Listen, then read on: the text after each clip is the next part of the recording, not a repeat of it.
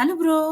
ఇవాళ అదిరిపోయే దోసకాయ కూర చేసుకుందాం. చాలా టేస్టీగా, చాలా సింపుల్‌గా, చాలా చాలా చాలా బావుంటుంది. Let's start.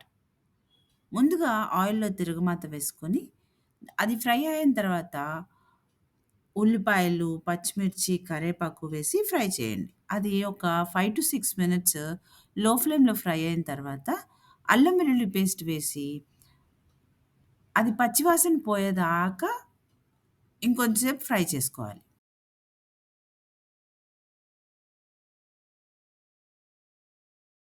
తర్వాత తరిగిన దోసకాయ ముక్కలు దానిలో వేసేసి, చిటికెడు పసుపు, ఒక స్పూన్ సాల్ట్ వేసి, బాగా కలిపి, మూత పెట్టి, ఒక 5-10 మినిట్స్ ఉడికించుకోవాలి.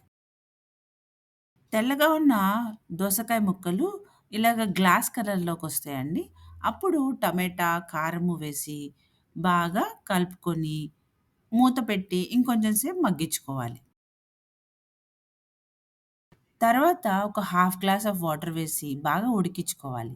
అంతే. Simple bro. గుమగుమలాడే దోసకాయ కూర రెడీ. మీరు కూడా ట్రై చేయండి.